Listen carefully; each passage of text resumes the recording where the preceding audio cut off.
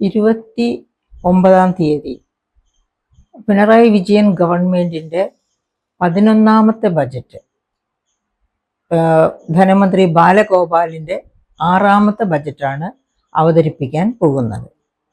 ശരിക്കു പറഞ്ഞാൽ ഒരു വോട്ട് ഓൺ അക്കൗണ്ട് കൊണ്ട് തൽക്കാലം തൃപ്തിയാകേണ്ടതാണ്. പക്ഷേ 3ാം തവണ തിരിച്ചു വരുമെന്നുള്ള ഉറച്ച വിശ്വാസത്തിലാണ് പിണറായി വിജയൻ ഗവൺമെന്റ്. അതുകൊണ്ട് തന്നെ ഒരു ഫുൾ ബജറ്റ് അവതരിപ്പിക്കുന്നു എന്ന് തന്നെയാണ് പറയുന്നത്. നമുക്കതുകൊണ്ട് എന്തൊക്കെയാണ് നമ്മൾ ബജറ്റിൽ പ്രതീക്ഷിക്കുന്നത്, അത്യാവശ്യമായിട്ട് ബജറ്റ് എവിടെയൊക്കെയാണ് ഫോക്കസ് ചെയ്യേണ്ടത് എന്നൊക്കെ ഒന്ന് ചിന്തിക്കുന്നത് നന്നായിരിക്കും. അപ്പോൾ ഈ കേന്ദ്ര ബജറ്റിന്റെ പശ്ചാത്തലത്തിലേക്ക് കടക്കുമ്പോൾ തന്നെ ബഹുമാനപ്പെട്ട ധനമന്ത്രി കേന്ദ്ര ബജറ്റിനോട്, അതായത് നിർമ്മല സീതാരാമനോട് ഒരു പ്രത്യേക പാക്കേജ് തന്നെ 25,000 കോടിയുടെ ഒരു പ്രത്യേക പാക്കേജ് തന്നെ ചോദിച്ചിരിക്കുകയാണ്. അങ്ങനെ പ്രത്യേക പാക്കേജ് ചോദിക്കാനുള്ള കാരണം തന്നെ സംസ്ഥാനം കടുത്ത ധനപ്രതിസന്ധിയിലായതുകൊണ്ടാണ്. ഈ കടുത്ത ധനപ്രതിസന്ധിയുടെ പ്രധാന കാരണം കേന്ദ്ര ഗവൺമെന്റിന്റെ അവഗണനയാണ്. കേന്ദ്ര ഗവൺമെന്റ് സംസ്ഥാനത്തെ ധനപ്രതിസന്ധിയിലേക്ക് തള്ളിവിടുകയാണ് എന്ന തരത്തിലുള്ള അഭിപ്രായ പ്രകടനങ്ങളാണ് സംസ്ഥാന ഗവൺമെന്റിന്റെ ഭാഗത്ത് നിന്ന് ഉണ്ടായിക്കൊണ്ടിരിക്കുന്നത്. അപ്പൊ എങ്ങനെയൊക്കെയാണ് അങ്ങനെ സംസ്ഥാന ഗവൺമെന്റ് പറയുമ്പോൾ അതിനകത്ത് കുറച്ച് സത്യമുണ്ട് എന്നത് എല്ലാവരും അംഗീകരിക്കുകയും, കുറച്ചല്ല വലിയ സത്യങ്ങൾ ഒളിഞ്ഞു കിടക്കുന്നു എന്നുള്ളതും എല്ലാവരും സമ്മതിക്കേണ്ടി വരും. കടമെടുക്കുന്ന കാര്യത്തിൽ അനുവാദം തരുന്നില്ല എന്ന് പറയുന്നു. അത് പക്ഷേ അത്ര അങ്ങ് നമുക്ക് സമ്മതിച്ചു കൊടുക്കാൻ പറ്റുന്ന കാര്യമല്ല. കാരണം physical responsibility and budget management act അനുസരിച്ചാണ് കടം എടുപ്പ് നിശ്ചയിച്ചിട്ടുള്ളത്. അത് കേരളത്തിന് മാത്രം ഇത്ര അങ്ങനെയല്ല. സംസ്ഥാനങ്ങൾ പൊതുവെ അവരുടെ ആഭ്യന്തര മൊത്ത വരുമാനത്തിന്റെ അഥവാ GSDP-യുടെ 3% ഒരു വർഷം കടമെടുക്കാവൂ. എല്ലാ സംസ്ഥാനങ്ങൾക്കും അത് ഒരുപോലെ ബാധകമാണ്. അതുപോലെ രണ്ടാമത് ആ FRBM ആക്ട് പറയുന്നത് ഒരു സഞ്ചിത കടം, അതായത് സംസ്ഥാനം ഫോം ചെയ്യപ്പെട്ട കാലം മുതൽ കൂട്ടിച്ചേർക്കപ്പെട്ട കടം, അത് GSDP-യുടെ 29% കൂടാൻ പാടില്ല. ഈ നിബന്ധനകളൊക്കെ എല്ലാ സംസ്ഥാനങ്ങൾക്കും ഒരുപോലെ ബാധകമാണ്. അപ്പം ആ നിബന്ധനകൾ കൊണ്ട് നമ്മുടെ കേരളത്തെ മാത്രം വരിഞ്ഞു കെട്ടുന്നു, ശ്വാസം മുട്ടിക്കുന്നു എന്നൊന്നും പറയുന്നതിൽ അർത്ഥമില്ല. ഇനി മറ്റു കാരണങ്ങളാണെങ്കിലോ അതും എല്ലാ സംസ്ഥാനങ്ങൾക്കും ബാധകമാണ്. ഏതാണ് ഈ മറ്റു കാരണങ്ങൾ എന്ന് പറയുന്നത്? ഫിനാൻസ് കമ്മീഷൻ വഴിയായിട്ടുള്ള ബുദ്ധിമുട്ടിക്കൽ. അതായത് ഫിനാൻസ് കമ്മീഷൻ ഏത് സോഴ്സിൽ നിന്നാണ് ഫിനാൻസ് കമ്മീഷൻ സംസ്ഥാനങ്ങൾക്ക് പണം കൊടുക്കുന്നത്? അഥവാ ഡെവല്യൂഷൻ ഫ്രം ദ സെന്റർ എന്നാണ് അതിന് പറയുക. അതായത് സെൻട്രൽ ഗവൺമെന്റിൽ നിന്നുള്ള വെർട്ടിക്കൽ, അതായത് മുകളിൽ നിന്ന് താഴേക്ക് കൊടുക്കുന്ന ആ പണം, അതിനെയാണ് ഡെവല്യൂഷൻ ഫ്രം ദ സെന്റർ എന്ന് പറയുന്നത്. അത് ഏത് ഫണ്ടിൽ നിന്നാണ്?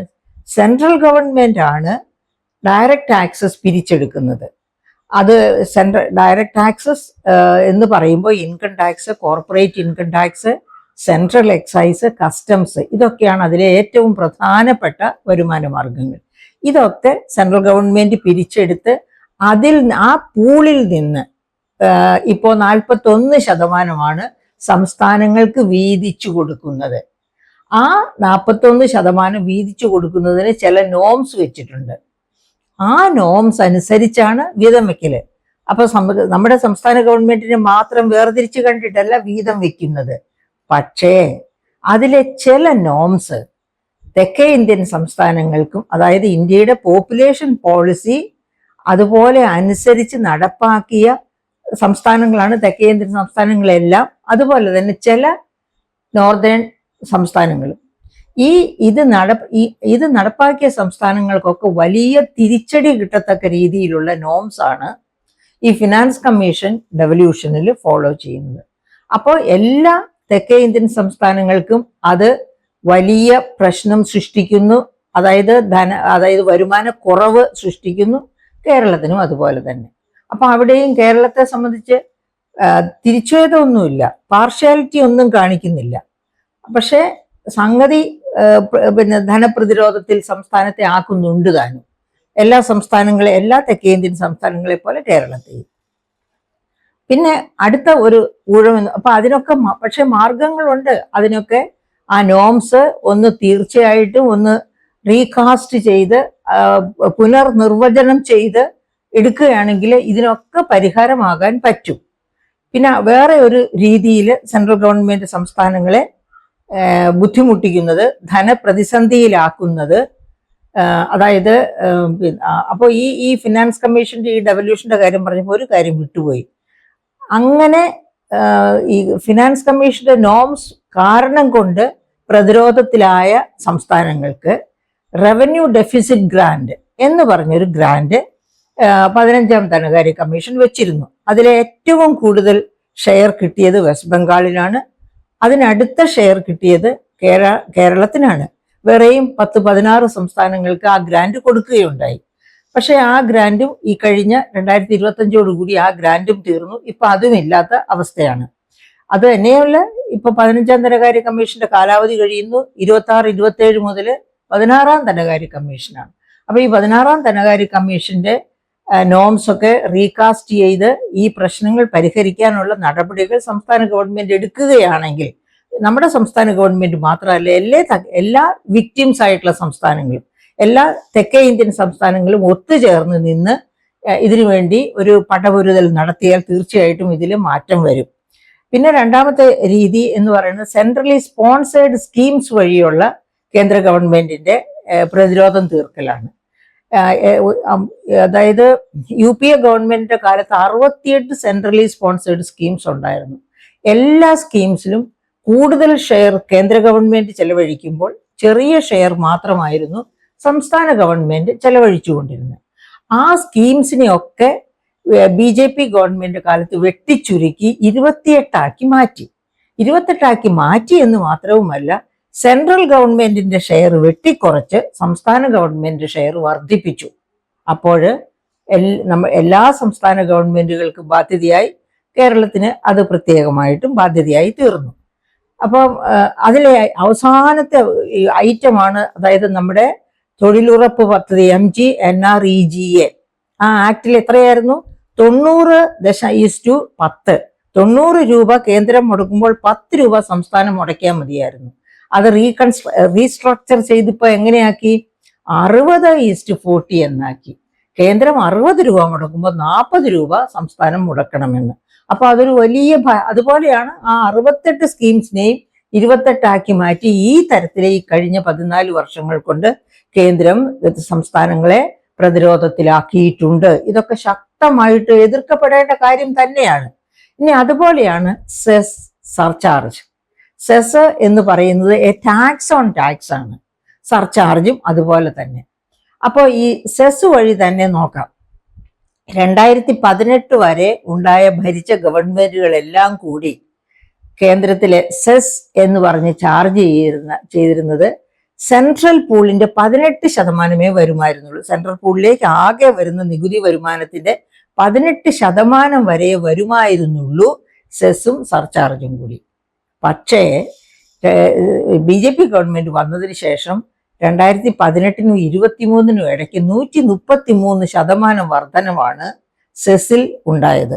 അപ്പൊ അതും സംസ്ഥാനങ്ങളെ പ്രതിരോധത്തിലാക്കുന്നു, ആ കൂട്ടത്തിൽ കേരളവും. അപ്പൊ അങ്ങനെ നോക്കുമ്പോൾ കേന്ദ്രം ശ്വാസം മുട്ടിക്കുന്നു എന്ന് പറയുന്നത് വലിയ ഒരളവ് വരെ സത്യമാണ്.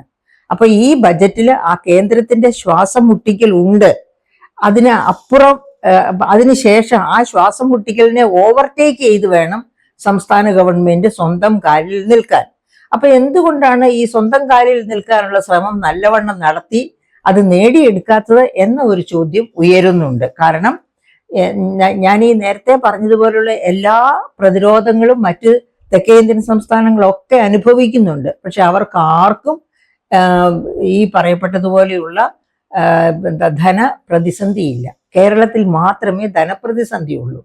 അപ്പോൾ അത് കേരളത്തിന്റെ പ്രത്യേക കാര്യനിർവഹണ ശേഷിയില്ലായ്മ കൊണ്ട് ദൂർത്തുകൊണ്ട് ഒക്കെ സംഭവിച്ചതല്ലേ എന്ന് നമ്മൾ ചോദിച്ചു പോകുന്നത് അപ്പോഴാണ്. അപ്പൊ അങ്ങനെ ഒരു സാഹചര്യത്തിലാണ് ഈ ബജറ്റിലേക്ക് നമ്മൾ കണ്ണുവെക്കുന്നത്. എന്തായിരിക്കും ഈ ബജറ്റിൽ നമുക്ക് പ്രതീക്ഷിക്കാൻ പറ്റുക എന്ന് തന്നെ നോക്കണം. അപ്പം ആരംഭത്തിലെ തന്നെ സംസ്ഥാനത്തെ ശ്വാസം മുട്ടിക്കുന്നു കേന്ദ്രം എന്ന് പറഞ്ഞുകൊണ്ട് ബഹുമാനപ്പെട്ട ധനമന്ത്രി പറയുന്നത് ജനുവരി, ഫെബ്രുവരി, മാർച്ച് മാസങ്ങളിലായിട്ട് എടുക്കാമായിരുന്ന കടം വളരെ കുറച്ചായിരുന്നു. 12,000 കോടിയായിരുന്നു എടുക്കാമെന്ന് നേരത്തെ തീരുമാനിച്ച കേന്ദ്രത്തിന്റെ അനുവാദത്തോടു കൂടി സമ്മതിച്ചിരുന്നത്. പക്ഷേ അതിൽ നിന്ന് 5,900-ലധികം കോടി രൂപ കേന്ദ്ര ഗവൺമെന്റ് വീണ്ടും വെട്ടിച്ചുരുക്കി. എന്തുകൊണ്ടാണ്? അതായത് കിഫ്ബി വഴിയും സോഷ്യൽ സെക്യൂരിറ്റി പെൻഷൻ ഫണ്ട് വഴിയും ഇതിനു മുൻപുള്ള ആ കാലഘട്ടത്തിൽ എടുത്ത കടം, ആ കടത്തെയും കൂടി ഇതിന്റെ കൂട്ടത്തിൽ ചേർത്തപ്പോഴാണ് ഈ 6,000 കോടിയോളമുള്ള വെട്ടിക്കുറയ്ക്കൽ വീണ്ടും സംഭവിച്ചത്. അപ്പൊ 6,000 കോടി കൊണ്ട് ജനുവരി, ഫെബ്രുവരി, മാർച്ച് മാസങ്ങളിലെ കാര്യങ്ങൾ, അതായത് ഇനി അടുത്ത ബജറ്റ് വഴിയായിട്ട് വോട്ട് ഓൺ അക്കൗണ്ട് പാസ്സാക്കി എടുക്കുന്നത് വരെയുള്ള എല്ലാ ചെലവുകൾക്കും ഈ 6,000 കോടിയാണ് കടമെടുത്താൽ കിട്ടുന്നത്. അത് കൂടാതെ റവന്യൂ വരുമാനമായിട്ട് കിട്ടുന്നത് മാത്രമേ ഉള്ളൂ. പക്ഷെ ഗവൺമെന്റിന്റെ പ്രതീക്ഷയിൽ ഒരുപാട് ചെലവുകൾ വരികയാണ്. അതെന്തുകൊണ്ടാണ് അങ്ങനെ അപ്രതീക്ഷിതം? അതായത് ഈ ജനുവരി, ഫെബ്രുവരി, മാർച്ച് മാസങ്ങളിൽ ഏകദേശം 30,000 കോടിയുടെ ചെലവുണ്ട് റെഗുലർ ആയിട്ട് തന്നെ. അങ്ങനെയുള്ള സമയത്താണ് ഇപ്പൊ ഇലക്ഷൻ വരാൻ പോകുന്നത്. നമുക്കറിയാം, തദ്ദേശ സ്വയംഭരണ സ്ഥാപനങ്ങളുടെ ഇലക്ഷൻ വന്നപ്പോൾ 10,000 കോടിയുടെ ക്ഷേമ പദ്ധതികളാണ് സംസ്ഥാന ഗവൺമെന്റ് അനൗൺസ് ചെയ്തത്. അനൗൺസ് ചെയ്യുക മാത്രമല്ല, ഇമ്മീഡിയറ്റ് ആയിട്ട് അതൊക്കെ ഇംപ്ലിമെന്റ് ചെയ്യുകയും ചെയ്തു. അതുപോലെയുള്ള ചില ക്ഷേമ പദ്ധതികളൊക്കെ ഇത്തവണയും ഗവൺമെന്റിന് പ്രഖ്യാപിച്ചേ പറ്റൂ. അതായത് 3ാം പിണറായി ഗവൺമെന്റ് സാർത്ഥകമാകണം എന്നുണ്ടെങ്കിൽ അങ്ങനെ കുറെ ക്ഷേമ പദ്ധതികൾ കൂടി പ്രഖ്യാപിക്കണം. അപ്പൊ അതിൽ ചിലപ്പോൾ ക്ഷേമ പദ്ധതികൾ മാത്രമായിരിക്കില്ല. അടുത്ത ശമ്പള പരിഷ്കരണത്തിന്റെ ഡ്യൂ ഡേറ്റ് കഴിഞ്ഞിരിക്കുകയാണ്. അപ്പൊ അത് പരിഷ്കരണം നടത്തണം, അതിനുള്ള അനൗൺസ്മെന്റ് നടത്തും എന്ന് തന്നെയാണ് പ്രതീക്ഷിക്കുന്നത്. അത് തന്നെ വലിയ ഒരു ചെലവാണ് അങ്ങനെ ഒരു പരിഷ്കരണം നടത്തിയാൽ. അതുപോലെ തന്നെയാണ് DA കുടിശ്ശിക. അത് അവകാശമല്ല എന്നൊക്കെ മുഖ്യമന്ത്രി പറഞ്ഞു. പക്ഷേ അത് അവകാശം തന്നെയാണ്. എങ്കിൽ തന്നെയും തരാം. അപ്പൊ അതും തന്നേ പറ്റൂ. കാരണം എന്ന് വെച്ചാൽ ഇലക്ഷൻ വരികയല്ലേ. അതുകൊണ്ട് അതല്ലാതെ ഈ പെൻഷൻകാരോടോ കുടിശ്ശിക വാങ്ങിക്കുന്ന ജീവനക്കാരോടോ ഉള്ള കടുത്ത സ്നേഹം കൊണ്ടൊന്നുമല്ല. ഇലക്ഷൻ വരികയാണ്, കിട്ടാനുള്ള വോട്ടുകൾ കിട്ടണം. അതിനുവേണ്ടി അതും നടപ്പാക്കും. പിന്നെ അതുപോലെ പെൻഷൻ സമ്പ്രദായം അതിനെ പുനഃപരിശോധന ചെയ്ത് വേണ്ടത് ചെയ്യുമെന്ന് പറഞ്ഞിട്ടുണ്ട്.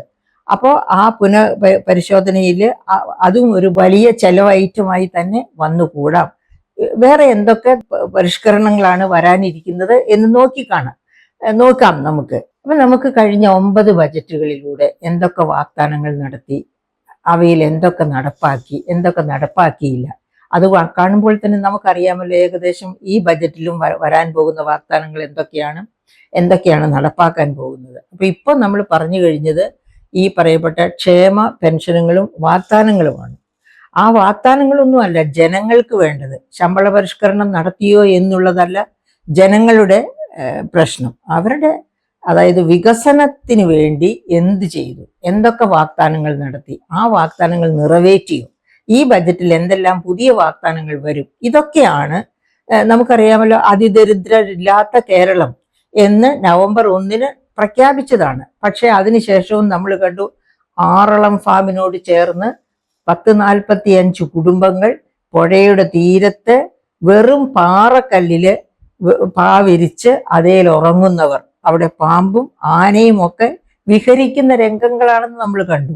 അവർ ജീവിക്കുന്നത് അവർക്ക് കിട്ടുന്ന ഈ പറയപ്പെട്ട 30 കിലോ അരി, റേഷൻ കടയിൽ നിന്ന് കിട്ടുന്ന മഞ്ഞക്കാർഡുകാർക്ക് കിട്ടുന്ന അരിയുടെ ബലത്തിലാണ് അവർ ജീവിക്കുന്നത്. അങ്ങനെയുള്ള മനുഷ്യരും കേരളത്തിലുണ്ട്. അപ്പം അങ്ങനെയുള്ള ഒരു സാഹചര്യത്തിൽ ഈ ശമ്പള പരിഷ്കരണം നടത്തിയോ എന്നതല്ല അവരുടെ താല്പര്യം. അവർക്ക് തൊഴിലും അവർക്കൊരു ആവാസഗൃഹവും ഒക്കെ ഉണ്ടാകത്തക്ക രീതിയിൽ എന്തൊക്കെ ബജറ്റിൽ വരും എന്നുള്ളതൊക്കെയാണ്. അപ്പൊ നമുക്കൊന്ന് നോക്കാം. അങ്ങനെ ഈ 2015-16-17 ബജറ്റ്, അതായിരുന്നു പിണറായി വിജയൻ, ആ ഒന്നാം പിണറായി വിജയൻ ഗവൺമെന്റിന്റെ ആദ്യ ബജറ്റ്, ആ ബജറ്റിൽ തൊട്ട് വളരെ ചെറിയ തോതിൽ നമുക്കൊന്ന് ഓടിച്ചു നോക്കി പോകാം എന്തൊക്കെ പറഞ്ഞിരുന്നു, ആ പറഞ്ഞിരുന്നതിൽ എന്തൊക്കെ നടപ്പാക്കി എന്ന കാര്യങ്ങളൊക്കെ. അപ്പോൾ ഉദാഹരണത്തിന് നമുക്ക് ഒന്നാമത്തെ ബജറ്റ് 2016-17 ബജറ്റിൽ ഡോക്ടർ ഐസക് നടത്തിയ ഒരു പ്രഖ്യാപനമുണ്ട്. അന്നും റബ്ബർ കർഷകർ 10 ലക്ഷത്തിലധികം പേര് ഉപജീവനം കണ്ടെത്തുന്ന കൃഷിയാണ് റബ്ബർ കൃഷി. പക്ഷെ റബ്ബർ അന്നും വലിയ പ്രതിസന്ധിയെ തരണം ചെയ്തുകൊണ്ടിരിക്കുകയായിരുന്നു. അപ്പം അദ്ദേഹം പറഞ്ഞു, ഒരു സിയാൽ മോഡൽ കമ്പനി കേരളത്തിൽ കൊണ്ടുവരും റബ്ബർ കർഷകരുടെ രക്ഷയ്ക്ക് വേണ്ടി. അതായത് റബ്ബറിന്റെ വാല്യൂ അഡീഷൻസ് ഒക്കെ നടത്തി ഒരു നല്ല രീതിയിൽ, സിയാൽ വളരെ ലാഭത്തിൽ ഓടുന്ന ഒരു കമ്പനിയാണ് സിയാൽ കമ്പനി, നമ്മുടെ എയർപോർട്ട്, അതായത് കൊച്ചിൻ എയർപോർട്ട് കമ്പനി.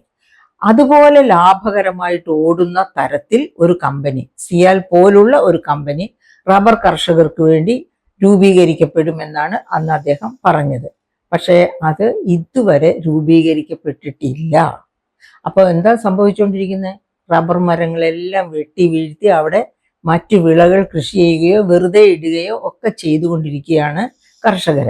അതേ ബജറ്റിൽ തന്നെ അദ്ദേഹം പറഞ്ഞിരുന്ന, അതായത് ഈ വ്യവസായവുമായിട്ട് ബന്ധപ്പെട്ട് തന്നെ ഈ സിയാൽ മോഡൽ കമ്പനി എന്ന് പറയുന്നത് വ്യവസായവും കൃഷിയുമായിട്ട് ലിങ്ക് ചെയ്യുന്നതായിരുന്നു. ഇനി വേറൊരു പ്രഖ്യാപനം നടത്തിയിരുന്നു. എന്താണത്?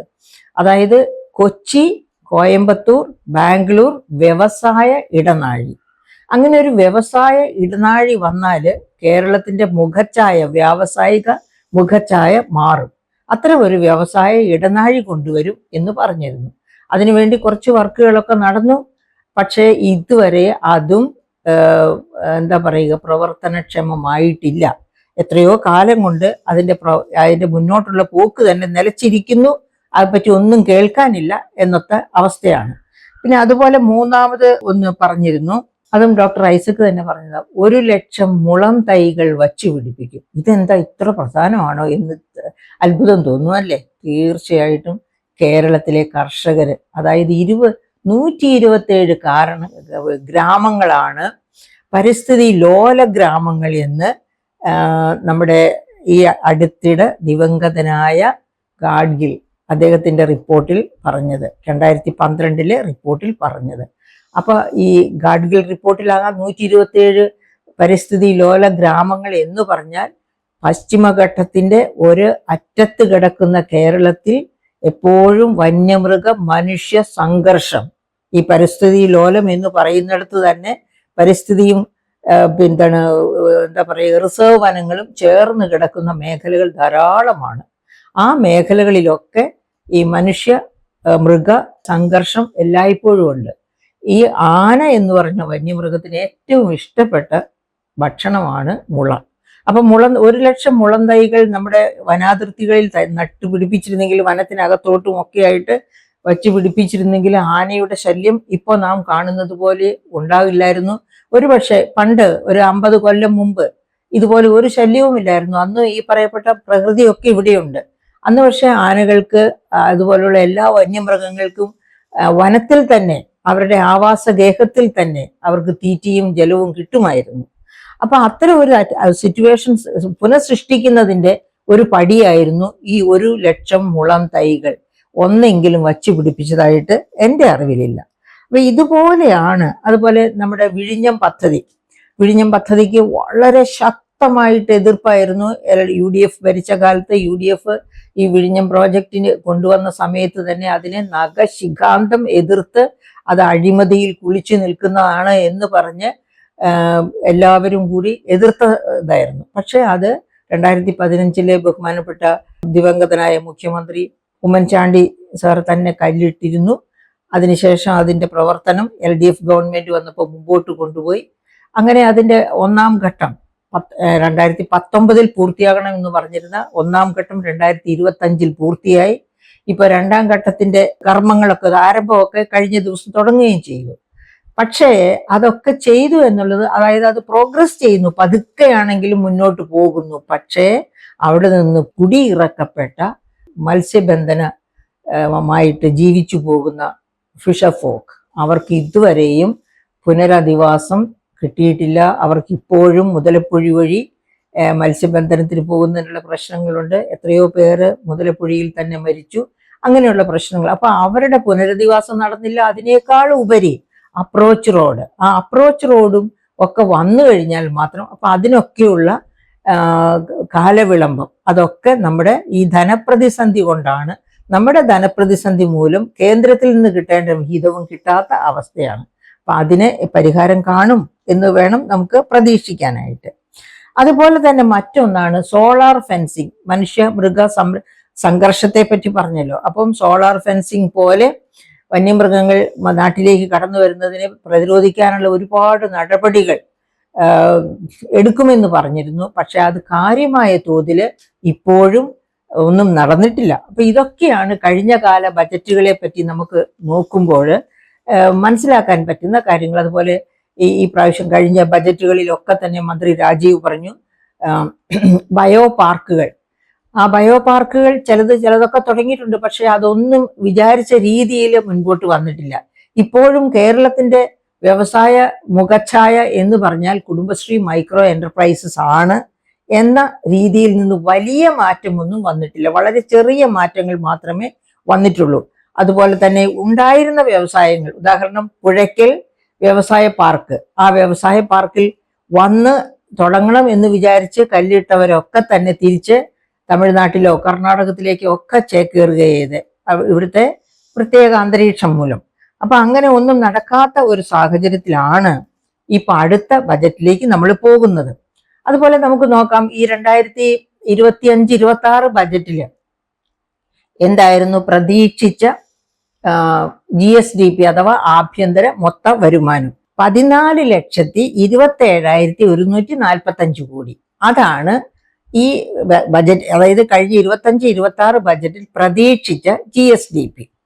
അപ്പൊ ആ GSDPയുടെ എത്ര ശതമാനം ആരോഗ്യ മേഖല, അതുപോലെ ടോട്ടൽ എക്സ്പെൻഡിച്ചർ ബജറ്റിൽ പറഞ്ഞിരുന്ന മൊത്തം ചെലവ്, അതായത് ഈ ബജറ്ററി ഇയറിൽ ചെലവഴിക്കുമെന്ന് പറഞ്ഞിരുന്ന എമൗണ്ട് എത്രയായിരുന്നു? 1,98,582 കോടിയാണ് മൊത്തം ചെലവ് ഈ ബജറ്റ് ഇയറിൽ നടത്തുമെന്ന് പറഞ്ഞിരുന്നത്. അപ്പൊ നമുക്കൊന്ന് നോക്കാം അതിനകത്ത് എന്തുമാത്രം ഓരോ മേഖലകൾക്ക് കൊടുത്തിരുന്ന മുൻഗണന. ഉദാഹരണം എഡ്യൂക്കേഷൻ എന്ത് കൊടുത്തു, ആരോഗ്യത്തിന് എന്ത് കൊടുത്തു എന്നൊക്കെ ഒന്ന് നോക്കുന്നത് നല്ലതായിരിക്കും. അതായത് ഈ മേഖലകൾക്കൊക്കെ അർഹിക്കുന്ന വിഹിതം കിട്ടുന്നുണ്ടോ എന്നത് മനസ്സിലാക്കേണ്ടത് അനിവാര്യമാണ്. ഉദാഹരണം Kerala high human development index, 1ാം ഹ്യൂമൻ ഡെവലപ്മെന്റ് ഇൻഡെക്സ് ഒക്കെയുള്ള സംസ്ഥാനമാണല്ലോ. ആ സ്ഥിതിക്ക് നമുക്ക് ആരോഗ്യം ആദ്യം തന്നെ നോക്കാം. ആരോഗ്യത്തെ പറ്റി പറയുമ്പോൾ 2017 കേന്ദ്ര ഗവൺമെന്റ് ഒരു ആരോഗ്യ നയം, നാഷണൽ ഹെൽത്ത് പോളിസി 2017 കൊണ്ടുവന്നു. എല്ലാവർക്കും ആരോഗ്യം എന്ന മുദ്രാവാക്യത്തോടു കൂടിയാണ് അങ്ങനെ ഒരു ആരോഗ്യ നയം കൊണ്ടുവന്നത്. ആ നയത്തിൽ പറയുന്ന 2 കാര്യങ്ങളുണ്ട്. ഒന്ന്, GDPയുടെ 2% കേന്ദ്ര ഗവൺമെന്റ് ആരോഗ്യ മേഖലയിൽ ചെലവഴിക്കണം. അതുപോലെ രണ്ടാമത്തെ പ്രധാനപ്പെട്ട ആവശ്യം, സംസ്ഥാന ഗവൺമെന്റുകൾ GSDPയുടെ 8% ആരോഗ്യ മേഖലയിൽ ചെലവഴിക്കണം. അപ്പൊ നമുക്കൊന്ന് നോക്കാം, കഴിഞ്ഞ ബജറ്റില് ആ തരത്തിലാണോ കേരളത്തിൽ ചെലവഴിച്ചത് എന്നൊന്ന് നോക്കാം. നമുക്കറിയാം, നമ്മുടെ ആരോഗ്യ മേഖല വെന്റിലേറ്ററിലായിട്ട് വളരെ നാളുകളായി.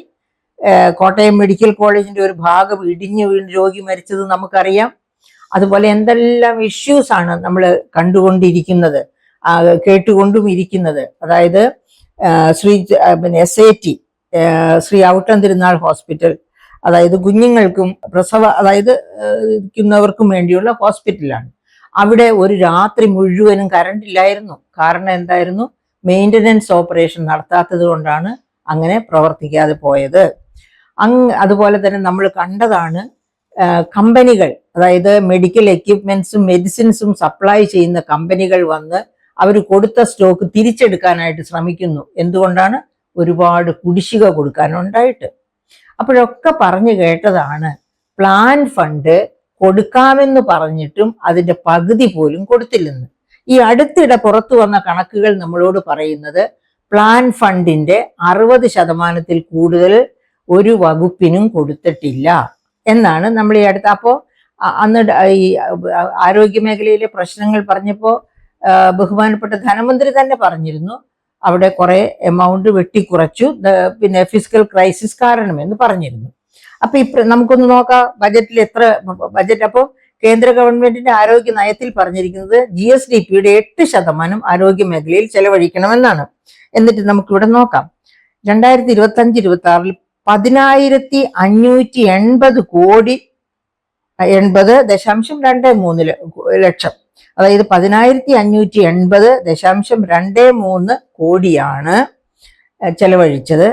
അതായത് ഹെൽത്തിന് വേണ്ടി മാറ്റിവെച്ചത്. ചെലവഴിച്ചതെന്ന് പറയാൻ നമുക്ക് പറ്റില്ല. ചെലവഴിച്ചത് എത്ര എന്ന് ഈ പ്രാവശ്യത്തെ ബജറ്റിൽ റീ എസ്റ്റിമേറ്റ് എന്നും പറഞ്ഞു വരും. അപ്പോഴേ നമുക്കറിയാവൂ എത്ര ചെലവഴിച്ചു എന്ന്. ഇത് ബജറ്റിൽ പറഞ്ഞിരുന്നതാണ് 10,580 കോടി രൂപ ചെലവഴിക്കുമെന്ന് മാറ്റിവെച്ചു. അതിൽ നിന്ന് തന്നെ പ്ലാൻ ഫണ്ട് എന്ന് പറഞ്ഞ് മാറ്റിവെച്ചത്, അതായത് പ്ലാൻ ഫണ്ടാണ് ഈ പറയപ്പെട്ട കൺസ്ട്രക്ഷൻ പോലെയുള്ള എല്ലാ കാര്യങ്ങൾക്കും ഉപയോഗിക്കുന്നത്. പ്ലാൻ ഫണ്ട് ഒഴിച്ചുള്ളത് ശമ്പളം, പെൻഷൻ, അത്തരം ആവശ്യങ്ങൾ, ആ മേഖലയിലുള്ള ഇവരുടെ ശമ്പളവും പെൻഷനും ഒക്കെ ആയിട്ട് പോവുകയാണ്. അപ്പൊ ഈ പ്ലാൻ ഫണ്ടാണ് യഥാർത്ഥത്തിൽ മെഡിക്കൽ കോളേജിന്റെ ഇങ്ങനെയുള്ള ആവശ്യങ്ങൾക്ക് വേണ്ടി ചെലവഴിക്കുന്നത്, അതായത് കൺസ്ട്രക്ഷൻ വർക്കിന് വേണ്ടിയും മറ്റുമൊക്കെ ചെലവഴിക്കുന്നത്.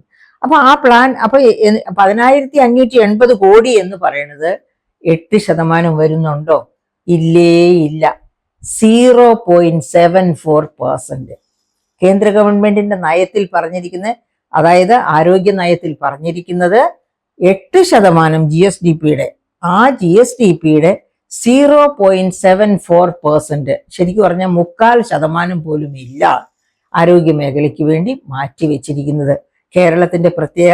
അപ്പം അതുപോലെ തന്നെയാണ് പ്ലാൻ ഫണ്ടായിട്ട് ഞാൻ പറഞ്ഞ എല്ലാ തരത്തിലുള്ള പിന്നെ മൂലധന നിക്ഷേപത്തിനും വേണ്ടത് ഈ പ്ലാൻ ഫണ്ടാണ്. അതിനു വേണ്ടിയിട്ട് 2,782 കോടി അഥവാ 0.19% ആണ് 0.19 ആണ് മാറ്റിവെച്ചിരിക്കുന്നത്.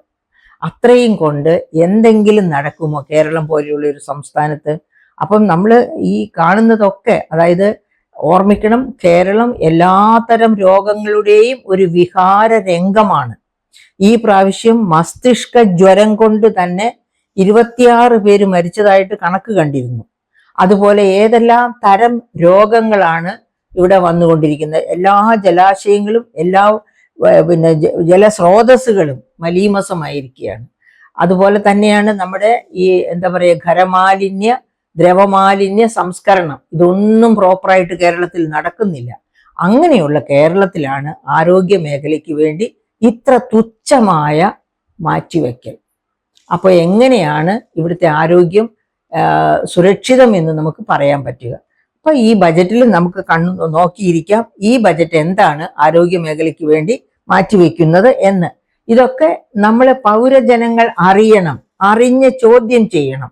അപ്പോൾ മാത്രമേ ഭരണകൂടങ്ങൾ കാര്യക്ഷമതയോടുകൂടി ഉത്തരവാദിത്ത ബോധത്തോടുകൂടി ബജറ്റുകൾ അവതരിപ്പിക്കുകയും അവരുടെ പ്രവർത്തനങ്ങൾ മുന്നോട്ട് കൊണ്ടുപോവുകയും ചെയ്യുകയുള്ളൂ എന്നുള്ളത് പ്രിയപ്പെട്ട ശ്രോതാക്കളെ ഓർത്തിരിക്കുക. ഇനി വിദ്യാഭ്യാസത്തിലേക്ക് വരാം. വിദ്യാഭ്യാസത്തിലേക്ക് വന്നാൽ 2025-26 ബജറ്റില് 25,926.23 കോടി അഥവാ ബജറ്റിന്റെ 1.82%, അതായത് GSDPയുടെ 1.82% ആണ് മാറ്റിവെച്ചത് വിദ്യാഭ്യാസത്തിന് വേണ്ടിയിട്ട്. പക്ഷെ അതിലും പ്ലാൻ ഫണ്ട് ആയിട്ട് മാറ്റിവെച്ചിരിക്കുന്നത് 0.18 മാത്രമാണ് കേട്ടോ. അതായത് ഈ പറയപ്പെട്ട എഡ്യൂക്കേഷണൽ സ്ട്രക്ചേഴ്സ്, മറ്റതുപോലെയുള്ള AI പോലെയുള്ള എല്ലാ കാര്യങ്ങളും അവിടെ കൊണ്ടുവരണമെങ്കിൽ ഈ പ്ലാൻ ഫണ്ടാണ് വേണ്ടത്. ആ പ്ലാൻ ഫണ്ട് അവിടെയും 0.18%. അപ്പോൾ ഓർക്കണം, ശമ്പളം, പെൻഷൻ ഇതൊക്കെ ആയിട്ട് പോവുകയാണ്. ബാക്കി മുഴുവനും 0.18% മാത്രമാണ് മൂലധന നിക്ഷേപമായിട്ട് വിവിധ സ്കൂൾ എല്ലാ വിദ്യാഭ്യാസത്തിന്റെ സാർവത്രിക സ്ട്രക്ചറിലേക്ക് വരുന്നത്. അത്ര ചെറിയ ഒരു ഇൻവെസ്റ്റ്മെന്റ് മാത്രമാണ്. അങ്ങനെ വരുമ്പോഴാണ് നമ്മുടെ ക്വാളിറ്റി ഓഫ് എഡ്യൂക്കേഷൻ, അതായത് നമുക്ക് ഓർമ്മിക്കണം, കേന്ദ്ര ഗവൺമെന്റും അതെ ഈ പറയപ്പെട്ടതുപോലെ വളരെ തുച്ഛമായ, അതായത് 1% താഴെ മാത്രം ആണ് എഡ്യൂക്കേഷന് വേണ്ടി മാറ്റിവെക്കുക. അതേസമയത്ത് ചൈന, അമേരിക്ക പോലെയുള്ള രാജ്യങ്ങളൊക്കെ ടെക്നോളജിക്കലി അഡ്വാൻസ്ഡ് ആണ്. എന്തുകൊണ്ട്? അവരൊക്കെ GDP-യുടെ 6%-ലധികമാണ് വിദ്യാഭ്യാസ മേഖലയ്ക്ക് വേണ്ടി മാറ്റിവെക്കുന്നത്. അപ്പൊ അങ്ങനെ വരുമ്പോൾ വിദ്യാഭ്യാസവുമായിട്ട് ബന്ധപ്പെട്ട സമസ്ത മേഖലകളിലും കുതിച്ചു ചാട്ടം ഉണ്ടാകും. ഇവിടെ നേരെ മറിച്ചാണ് മൂലധന ചെലവിന് വേണ്ടി ചെലവഴിക്കുന്നത് 0.18% മാത്രമാണ്. അതുകൊണ്ട് എന്താണ് സംഭവിക്കുന്നത്? നമ്മുടെ മിടുക്കരായ കുട്ടികളുടെ ബ്രെയിൻ ഒക്കെ ചോർന്നു പോകുന്നു. എങ്ങോട്ട്? യുണൈറ്റഡ് സ്റ്റേറ്റ്സിലേക്കോ UK-യിലേക്കോ അതുപോലെയുള്ള രാജ്യങ്ങളിലേക്ക്. അപ്പൊ ഇവിടുന്ന് ബ്രെയിൻ ഡ്രെയിൻ, ഇന്ത്യയിൽ നിന്നുള്ള ബ്രെയിൻ ഡ്രെയിൻ എന്ന് പറയുന്നത് ലോകത്തിൽ ഏറ്റവും കൂടുതൽ ബ്രെയിൻ ഡ്രെയിൻ നടക്കുന്നത് ഇന്ത്യയിൽ നിന്നാണ്. ആ ഇന്ത്യയിൽ നിന്ന് പോകുന്ന ബ്രെയിനിലെ ഏറ്റവും മിടുക്കരൊക്കെ, അതായത് പിൽക്കാലത്ത് നൊബേൽ പ്രൈസ് ഒക്കെ കിട്ടത്തക്ക രീതിയിലുള്ള മിടുക്കരാണ് UK-യിലെ നല്ല ഇൻസ്റ്റിറ്റ്യൂട്ട്സിലും അതിലും ഉപരി USA-യിലെ നല്ല ഇൻസ്റ്റിറ്റ്യൂട്ട്സിലേക്കും പഠനത്തിനായിട്ട് അതൊക്കെ പരീക്ഷ പാസ്സായാണ് പോകുന്നത്. അതല്ലാതെ ബാങ്ക് ലോൺ എടുത്ത് ഒക്കെ പോകുന്നവരാണ് മറ്റേ ബ്രെയിൻ ഡ്രെയിൻ്റെ മേജർ ഷെയർ എന്ന് പറയുന്നവര്. അവര് ബാങ്ക് ലോൺ എടുത്ത് അല്ലെങ്കിൽ തറവാട് വിറ്റ് ഒക്കെ പോയിട്ട് ഇപ്പോഴത്തെ ഈ ലേറ്റസ്റ്റ് ആയിട്ട് വരുന്ന കണക്കുകൾ പറയുന്നത് വളരെ, അതായത് ഇവിടെ ഒത്തിരി കമ്പനികളുണ്ട് ഇവരെ റിക്രൂട്ട് ചെയ്യാൻ കൊണ്ടുപോകുന്നത്.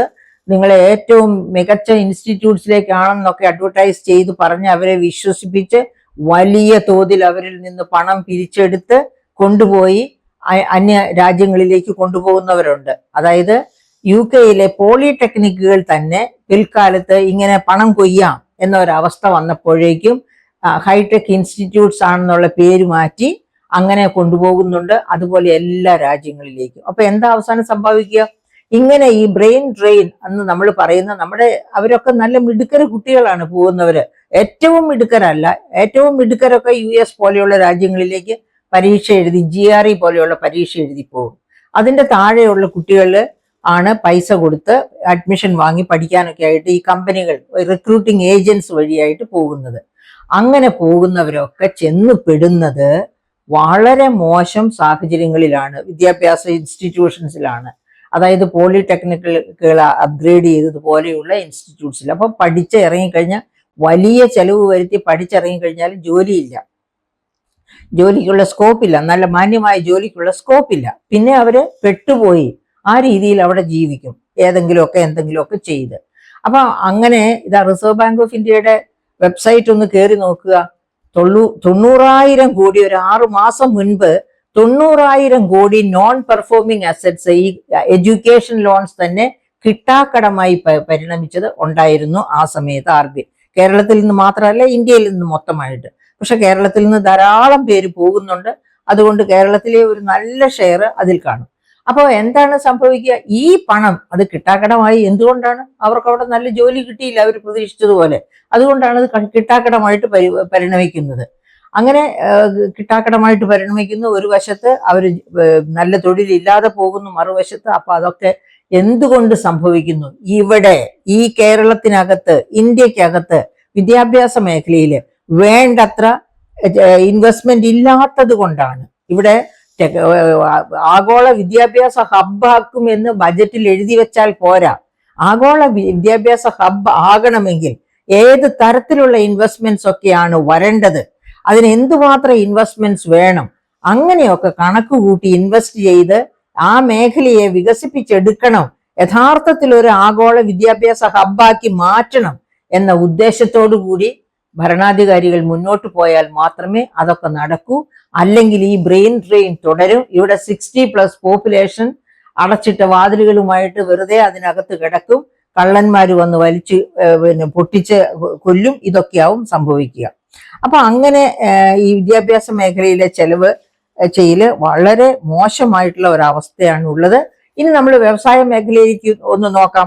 വ്യവസായ മേഖലയിൽ നിതി ആയോഗിന്റെ അടുത്ത നാളിൽ 2025-26 നിതി ആയോഗിന്റെ 2025-26 സംസ്ഥാനങ്ങളുടെ കയറ്റുമതി സജ്ജം പഠനം, അതായത് സംസ്ഥാനങ്ങളുടെ കയറ്റുമതി സജ്ജ പഠനം എന്നൊരു പഠനം നീതി ആയോഗ് 2025-26 നടത്തി. ആ പഠനത്തില് 100 മാർക്കുള്ളതിൽ 53.76 മാർക്കാണ് കേരളത്തിന് കിട്ടിയത്. അപ്പൊ കേരളത്തിന്റെ പോരായ്മകളായിട്ട് ചൂണ്ടിക്കാണിച്ചത്, ഒന്ന്, ഭൂമി ദൗർലഭ്യം. ശരിയാണത്. 2, ഉയർന്ന ഉൽപാദന ചെലവ്, അതും ശരിയാണ്. 3, വ്യവസായങ്ങളുടെ അഭാവം, അതും ശരിയാണ്. 4, എന്താണ്, വിദേശത്തേക്കുള്ള കുടിയേറ്റം, അതും ശരിയാണ്. ഇനി 5-മത്തതോ, പ്രായമേറുന്ന ജനസംഖ്യ, ശരിയാണ്. 60+ പോപ്പുലേഷൻ ഓൾ ഇന്ത്യ തലത്തിൽ 7% മാത്രമേ ഉള്ളൂ 2011 പോപ്പുലേഷൻ സെൻസസ് അനുസരിച്ച്. അതിനുശേഷം സെൻസസ് നടന്നിട്ടില്ലല്ലോ.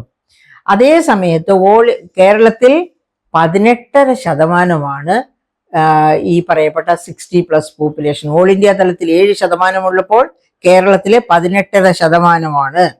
പിന്നെ 6-മതായിട്ട് പറയുന്നത് റിസർച്ച് ആൻഡ് ഡെവലപ്മെന്റിന് പരിമിതമായ സൗകര്യങ്ങൾ മാത്രം. അതാണ് അവസാനം പറയുന്നത്. അപ്പൊ നമുക്ക് നോക്കാം, ഇതിൽ ഓരോന്നും എടുത്ത് പരിശോധിക്കുമ്പോൾ, ഇഴകീറി പരിശോധിക്കുമ്പോൾ ഒരുപാട് കാര്യങ്ങൾ നമുക്ക് മനസ്സിലാക്കാനുണ്ട്. ഭൂമി ദൗർലഭ്യം മാത്രം നമുക്ക് മറ്റു തരത്തില് ഭൂമി കാര്യമായിട്ട് വേണ്ടാത്ത തരത്തിലുള്ള വ്യവസായത്തിലേക്ക്, എഡ്യൂക്കേഷൻ അങ്ങനത്തെ ഒരു വ്യവസായമാണ്, വെർട്ടിക്കൽ ഗ്രോത്തിന് സാധ്യതയുള്ള ഒരു വ്യവസായമാണ്. പക്ഷെ അതിനും ഇവിടെ ഈ പറഞ്ഞ കണക്ക് 6-മത്തെ കണ്ടീഷൻ എന്താണ്, ടെക്നോളജിയിൽ ഉള്ള ഇൻവെസ്റ്റ്മെന്റ് അത് വളരെ പരിമിതമാണ്. ഉള്ള എഞ്ചിനീയറിംഗ് കോളേജുകൾ പോലും ഔട്ട്ഡേറ്റഡ് ആയിക്കൊണ്ടിരിക്കുന്ന കാലഘട്ടത്തിലാണ് കേരളം ഇപ്പോഴുള്ളത്. അപ്പോൾ പിന്നെ അതിനെ എങ്ങനെ അതിജീവിക്കാൻ കഴിയും പുതിയതായിട്ട് ഇൻവെസ്റ്റ്മെന്റ് നടത്താതെ? പിന്നെ ഉയർന്ന ഉൽപാദന ചെലവ്. ഉയർന്ന ഉൽപാദന ചെലവ് എന്ന് പറഞ്ഞാല് എല്ലാം, ഒരു വ്യവസായം തുടങ്ങണമെങ്കിൽ അതിന് വേണ്ട എല്ലാം, റോ മെറ്റീരിയൽസ് തൊട്ട് എല്ലാ ഉൽപാദന ഘടകങ്ങളും മറ്റ് സംസ്ഥാനങ്ങളിൽ നിന്ന് കൊണ്ടുവരേണ്ട അവസ്ഥയാണ് ഉള്ളത്. അപ്പൊ പിന്നെ ഉൽപാദന ചെലവ് കൂടാതിരിക്കുമോ? പിന്നെ ലേബറാണ് ഇവിടെ, പിന്നെ തൊഴിലില്ലായ്മ ഏറ്റവും രൂക്ഷമായിട്ടുള്ള സംസ്ഥാനമാണ്. പക്ഷേ ഇവിടെയാണ് 40 ലക്ഷത്തിലധികം അന്യസംസ്ഥാന തൊഴിലാളികൾ വന്ന് ജോലി ചെയ്ത് 1250 രൂപയും അതിൽ കൂടുതലും ഒരു ദിവസം കൈപ്പറ്റുന്നത് എന്ന് ഓർക്കണം നമ്മൾ. അപ്പോൾ കൂലി കൂടുതലാണ് എന്ന് പറയുന്നതിൽ അത്ഭുതമില്ല. പക്ഷെ ആ ഒരു ഫാക്ടർ വേണമെങ്കിൽ നമുക്ക് കുഴപ്പമില്ല എന്ന് പറയാം. കാരണം ഈ കൂലി ഇന്റർനാഷണൽ ലേബർ ഓർഗനൈസേഷന്റെ ഒക്കെ കണക്കനുസരിച്ചാണെങ്കിൽ മാന്യമായ വേതനമാണ് ഇവിടെ തൊഴിലാളികൾക്ക് കൊടുക്കുന്നത്. ആ മാന്യമായ വേതനം അതുപോലെ തന്നെ തുടരുന്നത് നല്ലത് തന്നെയാണ്. പക്ഷെ മറ്റ് ഉൽപാദന ചെലവുകളെല്ലാം നല്ല കാര്യക്ഷമതയോടുകൂടി കൈകാര്യം ചെയ്താൽ തീർച്ചയായിട്ടും താഴ്ത്തി കൊണ്ടുവരാനായിട്ട് കഴിയും. അതുപോലെ തന്നെ തൊഴിലിന് കൂലി കൊടുക്കുന്നത് നല്ലത് തന്നെ. പക്ഷേ തൊഴിലാളികൾ ചോദിക്കുന്ന നോക്കുകൂലി പോലെയുള്ള അനാവശ്യ ചെലവുകൾ, അങ്ങനെയുള്ള ഇടപെടലുകൾ, കോടതി ഇടപെട്ടിട്ട് പോലും പല പ്രാവശ്യം കോടതി ഇടപെട്ടിട്ട് പോലും മാറ്റമില്ലാതെ തുടരുന്ന നോക്കുകൂലി പോലെയുള്ള പ്രശ്നങ്ങൾ, അതൊക്കെ പരിഹരിച്ചാൽ മാത്രമേ കേരളത്തിലേക്ക് വ്യവസായം തുടങ്ങണമെന്ന് ആഗ്രഹിക്കുന്ന ആരെങ്കിലും ഉണ്ടെങ്കിൽ കടന്നു വരൂ. അല്ലെങ്കിൽ ഇവിടെ ഉള്ള വ്യവസായങ്ങൾ ആന്ധ്രയിലേക്കൊക്കെ പോകുന്നത് പോലെ പോവുകയായിരിക്കും സംഭവിക്കുക. അതുപോലെ ഈ പറയപ്പെടുത്ത പ്രായമേറിയ ജനസംഖ്യ, അത് ഈ കേരളത്തിലെ പിന്നെ അതായത് ഔട്ട് മൈഗ്രേഷൻ കൂടുന്നു. അതോടൊപ്പം തന്നെ ഇവിടെ ഉള്ളവരുടെ അതായത് ഈ പോപ്പുലേഷന്റെ 18% 60+ ആണ് എന്നുള്ളതും വലിയ. പക്ഷെ അവരെയും കൂടുതൽ പ്രൊഡക്റ്റീവ് ആക്കി, അവരെയും അവരുടെ ഏജ് സ്ട്രക്ചർ അനുസരിച്ച് പിന്നെ പ്രൊഡക്ടിവിറ്റി കുറഞ്ഞു വരും എന്നുള്ളതിനെ മറികടക്കാൻ പറ്റുന്ന പല സാങ്കേതിക വിദ്യകളും ഇപ്പോൾ ആവിഷ്കരിച്ചു വരുന്നുണ്ട്, പഠനങ്ങൾ നടന്നു വരുന്നുണ്ട്. അപ്പൊ അതിനനുസരിച്ച് വേണ്ട ഇൻവെസ്റ്റ്മെന്റ് നടത്തിയാൽ അതിനെയും നമുക്ക്, അതായത് പ്രായത്തെ ഓവർടേക്ക് ചെയ്യാൻ പറ്റില്ല, പക്ഷെ 70 വയസ്സിന് 60ലേക്കും 80 വയസ്സിന് 70ലേക്കും നമുക്ക് താഴ്ത്തി കൊണ്ടുവരാൻ പറ്റും. എന്ന് വെച്ചാൽ ആ പോപ്പുലേഷനെയൊക്കെ പ്രൊഡക്റ്റീവായിട്ട് തന്നെ മെയിൻറ്റെയിൻ ചെയ്യാൻ പറ്റും. അവർക്ക് വേണ്ടി അതായത് അവർ ഡിപ്പെൻഡന്റ് പോപ്പുലേഷൻ ആകാതെ ഇൻഡിപെൻഡന്റ് പോപ്പുലേഷൻ ആയിട്ട് തന്നെ അവരെയും നമുക്ക് മെയിൻറ്റെയിൻ ചെയ്യാൻ പറ്റും. അതായത് സിൽവർ ഡിവിഡൻഡ് എൻജോയ് ചെയ്യാൻ പറ്റും എന്നർത്ഥം. ഈ പ്രശ്നങ്ങളെല്ലാം കിടക്കുമ്പോൾ ഒരു വ്യവസായ സൗഹൃദമല്ല. അതുകൊണ്ട് തന്നെയാണ് 53.57 മാർക്കില് എക്സ്പോർട്ട് സജ്ജ സാഹചര്യം, വ്യവസായ സജ്ജ സാഹചര്യവും അതിൽ തന്നെ വരുന്നത്. അപ്പൊ ഇതിനൊക്കെ പരിഹാരം കാണാനായിട്ട് ഗവൺമെന്റ് എന്ത് ചെയ്യും? ഈ 10 വർഷം ഭരിച്ചപ്പോൾ ഇവിടെ അതായത് ഈ പറയപ്പെട്ട നോക്കുകൂലിയൊക്കെ നിയമവിരുദ്ധമായിട്ട് കോടതിയും ഒക്കെ ഗവൺമെന്റും ഒക്കെ പ്രഖ്യാപിച്ചിട്ടുള്ളതാണ് വളരെ നേരത്തെ. പക്ഷെ എന്നിട്ടും ഇതൊക്കെ ഇപ്പോഴും നടമാടുകയാണ്. അപ്പൊ ഇതിന് എതിരായിട്ട് ഒന്നും ചെയ്യുമോ? ബജറ്റ് ഇത്തരം എന്താ പറയുക സാഹചര്യങ്ങളെ ഓവർകം ചെയ്ത് നല്ലൊരു വ്യവസായ സൗഹൃദ സാഹചര്യം സംജാതമാക്കുവാൻ വേണ്ടി എന്ത് ചെയ്യുമെന്ന് നമുക്ക് നോക്കിയിരുന്ന് കാണാൻ എന്തെങ്കിലും നടപടികൾ എടുക്കുമോ എന്ന് നമുക്ക് നോക്കാം. കാരണം ഈ നീതി ആയോഗിന്റെ ഒരു പഠനത്തിന്റെ ബേസിസിലാണ് കേരളത്തെ അതിദരിദ്രരില്ലാത്ത സംസ്ഥാനമാക്കാൻ കേരളം ശ്രമിച്ചത്. അതുപോലെ നീതി ആയോഗിന്റെ തന്നെ മറ്റൊരു പഠനത്തിന്റെ റിസൾട്ടായി ഇപ്പൊ ഞാൻ പറഞ്ഞ ഈ 5-6 കാരണങ്ങൾ. ഈ കാരണങ്ങളെ അതിജീവിച്ച് വ്യവസായ സൗഹൃദ സംസ്ഥാനമാക്കണം എന്ന് ഗവൺമെന്റ് വിചാരിക്കുകയാണെങ്കിൽ നേരത്തെ പറഞ്ഞ കൊച്ചി, ബാംഗ്ലൂർ വ്യവസായ ഇടനാഴി പോലെയുള്ള മാറ്റങ്ങളൊക്കെ എത്രയും വേഗം തീർപ്പാക്കാൻ വേണ്ടി അതിനുള്ള ഇൻവെസ്റ്റ്മെന്റ്സ് ഒക്കെ വരും എന്ന് തന്നെ നമുക്ക് തീരുമാനിക്കും. അപ്പൊ എന്തുകൊണ്ടാണ് ഈ ബജറ്റ്? പിന്നെ അതുപോലെ കാർഷിക മേഖല നോക്കുവാണെങ്കിൽ നമ്മൾ നേരത്തെ പറഞ്ഞ, അതായത് കാർഷിക മേഖല വലിയ പ്രതിസന്ധിയെ നേരിട്ടുകൊണ്ടിരിക്കുകയാണ്.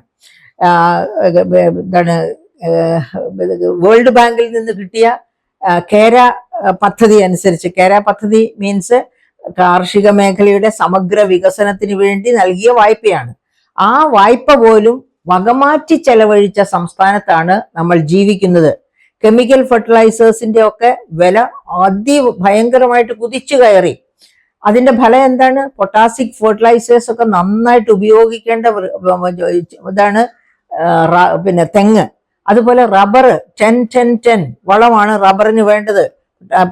ഈ കെമിക്കൽ ഫെർട്ടിലൈസേഴ്സിന്റെ വില കുതിച്ചു കയറിയപ്പോൾ റബ്ബർ മരത്തിനാവട്ടെ, റബ്ബർ തോട്ടങ്ങളിലും വളപ്രയോഗമില്ല, തെങ്ങും തോപ്പുകളിലും വളപ്രയോഗമില്ല, തേങ്ങയുടെ ഉൽപാദനം കുറഞ്ഞു. ഏറ്റവും കൂടുതൽ ഏറിയ തെങ്ങും തോപ്പിലുള്ള 35 ലക്ഷം കർഷകർ ഡിപ്പെൻഡ് ചെയ്യുന്ന കൃഷിയാണ് തെങ്ങ്.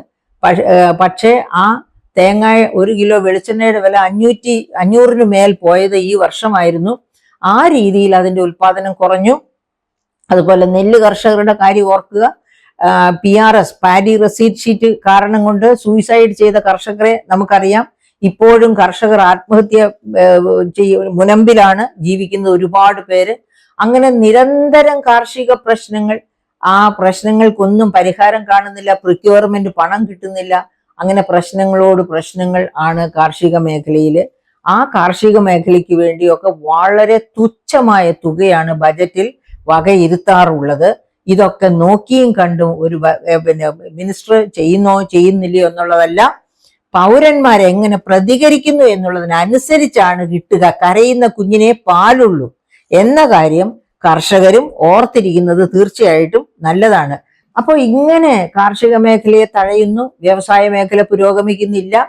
ആ തരത്തിൽ പോകുന്ന ആ ഇക്കോണമി എങ്ങനെയാണ് മുന്നോട്ട് പോവുക? എന്തുകൊണ്ടാണ് എല്ലാ തടസ്സങ്ങളും ഇങ്ങനെ സൃഷ്ടിക്കപ്പെട്ടുകൊണ്ടിരിക്കുന്നത്? പുരോഗതിക്ക് പകരം തടസ്സങ്ങൾ സൃഷ്ടിക്കപ്പെടുന്നതിന്റെ കാരണം എന്താണ്? അതിന്റെ കാരണം വളരെ എളുപ്പമാണ്. ഓർന്നു നോക്കുക. നമുക്ക് ഈ ഗവൺമെന്റ് വന്നതിന് ശേഷം തന്നെ കേരളീയം എന്നൊരു മാമാങ്കം, എത്ര കോടിയാണ് അതിനുവേണ്ടി ചെലവഴിച്ചത്?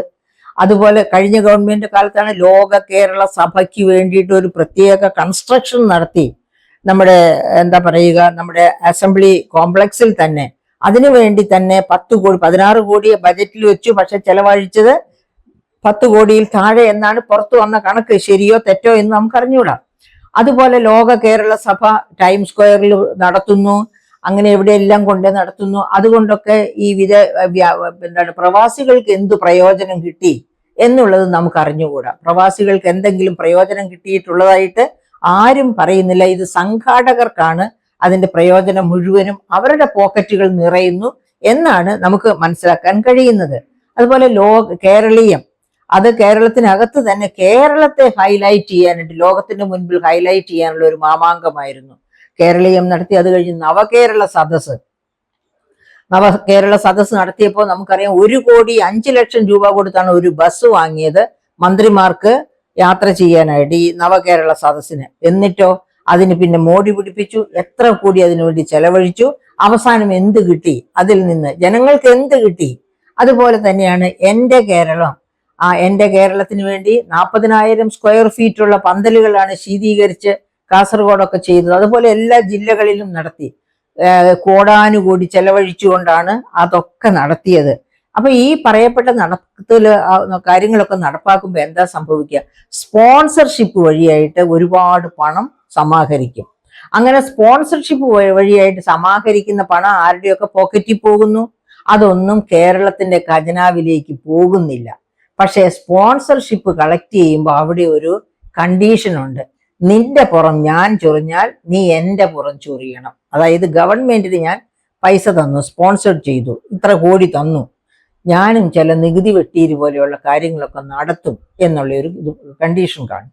അത് ശ്രദ്ധിക്കാതെയാണ്, അത് ശ്രദ്ധിക്കുന്നുണ്ട്, അതിനനുസരിച്ചാണ് പിന്നെയുള്ള നികുതി പിരിവും വരുമാന സമാഹരണവും ഒക്കെ നടക്കുക. അതുകൊണ്ട് എന്ത് സംഭവിക്കുന്നു? അതുകൊണ്ട് പിന്നെ ഖജനാവ് കാലിയാകുന്നു. ഇങ്ങനെയുള്ള സ്പോൺസർഷിപ്പും കലാപരിപാടികളും തുടർന്നു കൊണ്ടുപോകുന്നു. അപ്പൊ അങ്ങനെ ഈ സ്പോൺസർഷിപ്പ് ഒക്കെ എടുക്കുമ്പോൾ തന്നെ അവിടെ ഒരു കണ്ടീഷനുണ്ട്. ആ കണ്ടീഷൻ കാരണം കൊണ്ടാണ് വരുമാന സമാഹരണം പിന്നോട്ട് പോകുന്നത്. ഇത് തന്നെയാണ് CAG ചൂണ്ടിക്കാണിക്കുന്നത്. CAG എന്താ പറഞ്ഞത്? വകമാറ്റി ചെലവഴിക്കല് ഒരു വശത്ത്, ദൂർത്ത് മറ്റൊരു വശത്ത്, പിന്നെ ഓഡിറ്റിംഗ് ഇല്ലായ്മ, ഈ പറയപ്പെട്ട കാര്യങ്ങളൊക്കെയാണ് CAG ചൂണ്ടിക്കാണിച്ചിട്ടുള്ള വരുമാന സമാഹരണത്തിലെ പ്രധാനപ്പെട്ട പാളിച്ചകൾ. പിന്നെ കുടിശ്ശിക ഇടല്.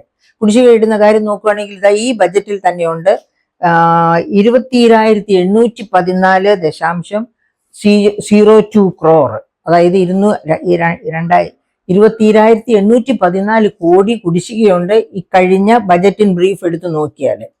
അപ്പൊ അതുപോലെ കുടിശ്ശിക വരുന്നത് എന്തുകൊണ്ടാണ്? ഇതുപോലെയുള്ള ഈ പറയപ്പെട്ട സ്പോൺസർഷിപ്പ് പോലെയുള്ള അങ്ങോട്ടും ഇങ്ങോട്ടും പുറച്ചെറിയുന്ന പരിപാടി നടന്നുകൊണ്ടിരിക്കുന്നത് കൊണ്ട് ഇതൊക്കെ ഗവൺമെന്റിന്റെ കാര്യക്ഷമതയെ, ഗവൺമെന്റിന്റെ വരുമാന സമാഹരണത്തെ ഒക്കെ ബാധിക്കുന്നു.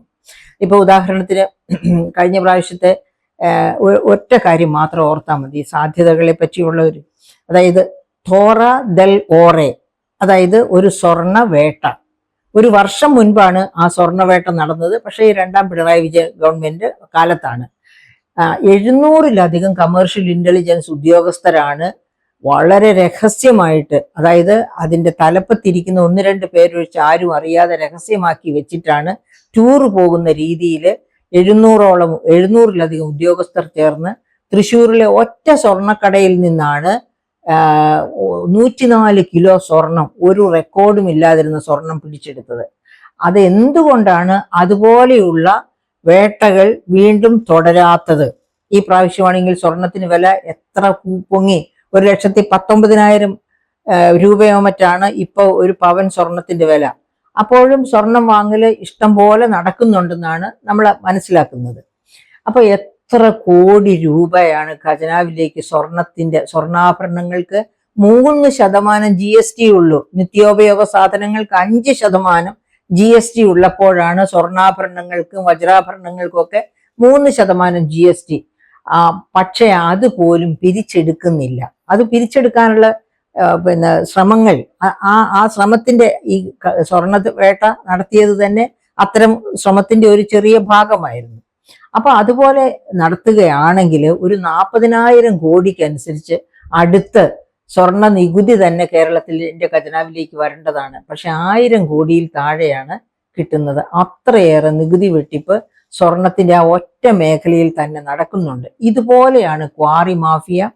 അങ്ങനെ മാഫിയകളുടെ ഒരു പച്ച തുരുത്തായി കേരളം മാറിയിരിക്കുകയാണ്. ഈ സാഹചര്യത്തിലെ വരുമാന സമാഹരണം, വരുമാനം സമാഹരിക്കാനുള്ള മാർഗങ്ങളുണ്ട്, പക്ഷെ സമാഹരണം കാര്യക്ഷമമായിട്ട് നടക്കുന്നില്ല. എന്നിട്ട് കേന്ദ്രത്തെ പഴി പറയുന്നതിൽ യാതൊരു അർത്ഥവുമില്ല. CAG എന്താ പറഞ്ഞിരിക്കുന്നത്? കടം വാങ്ങുന്ന പണത്തിന്റെ 98% വരെ പലിശ കൊടുക്കാൻ ഉപയോഗിക്കുന്നു. കടം വാങ്ങുന്നത് മൂലധന ഉപയോഗത്തിനായിരിക്കണം, മൂലധന നിക്ഷേപത്തിനായിരിക്കണം എന്നാണ് കാര്യക്ഷമതമായ കടം വാങ്ങലിനെ പറ്റി പറയുന്നത്. പക്ഷെ ഇവിടെ കടം വാങ്ങുന്നത് വാങ്ങിയ കടത്തിന്റെ പലിശ കൊടുക്കാനാണ് എന്ന് പറയുമ്പോൾ സംസ്ഥാന ഗവൺമെന്റിന്റെ ധനസ്ഥിതി എവിടെ ചെന്ന് നിൽക്കുന്നു എന്ന് നമുക്ക് മനസ്സിലാക്കാൻ കഴിയും. അപ്പൊ ഈ ധനസമാഹരണം കാര്യക്ഷമമാക്കി മുന്നോട്ട് പോയാൽ സർക്കാരിന്റെ ഈ പറയപ്പെട്ട ധനപ്രതിസന്ധിക്ക് ഒരു വലിയ അളവ് വരെ പരിഹാരം കാണാൻ കഴിയും. പക്ഷെ സമാഹരണം കാര്യക്ഷമമാകുന്നില്ല. ചെലവുകൾ ആവശ്യത്തിലധികം, അതായത് ചെലവുകൾ എവിടെ നിയന്ത്രിക്കണം അങ്ങനെയുള്ളിടത്ത് നോക്കി നിയന്ത്രിക്കുന്നില്ല. അതൊക്കെ കാരണം കൊണ്ടാണ് വരവും ചെലവും തമ്മിൽ കൂട്ടിമുട്ടിക്കാൻ പറ്റാതെ റവന്യൂ കമ്മിയും ധനക്കമ്മിയും ഒക്കെ ഇങ്ങനെ വളർന്നുകൊണ്ടേയിരിക്കുന്നു. ധനപ്രതിസന്ധിയും രൂക്ഷമായിക്കൊണ്ടിരിക്കുന്നു. അത്തരം ഒരു സാഹചര്യത്തിലാണ് നമ്മളൊരു പുതിയ ബജറ്റിന് വേണ്ടി കാതോർക്കുന്നത്. ആ ബജറ്റിൽ എന്തൊക്കെ വരും എന്ന് നമുക്ക് നോക്കിയിരുന്ന് തന്നെ കാണാം. അവിടെ ഇതുപോലെയുള്ള പാളിച്ചകൾ കണ്ടെത്തുകയാണെങ്കിൽ ആ പാളിച്ചകൾ കൃത്യമായി ഉയർത്തി കാണിക്കുകയും എന്തുകൊണ്ട് ഈ തരത്തില് ഖജനാവിനെ കൊള്ളയടിക്കുന്നു, അത് ഖജനാവിലെ ധനം കാര്യക്ഷമമായിട്ട് ജനോപകാരപ്രദമായ പദ്ധതികൾക്ക് വേണ്ടി ചെലവഴിക്കുന്നില്ല എന്ന് ചോദിക്കാനുള്ള തൻ്റെടം പൗരന്മാർ കാണിക്കണം. ആ തൻ്റെടം പൗരന്മാർ കാണിക്കുന്നത് ഏത് തരത്തിലാണ്? അതായത് ഒരു ഗവൺമെന്റിന്റെ തെറ്റായ രീതികളെ നമുക്ക് വിമർശിക്കാൻ ഉള്ള ഏറ്റവും നല്ല അവസരമാണ് സമ്മതിദാനം രേഖപ്പെടുത്തുന്ന ആ ദിവസം.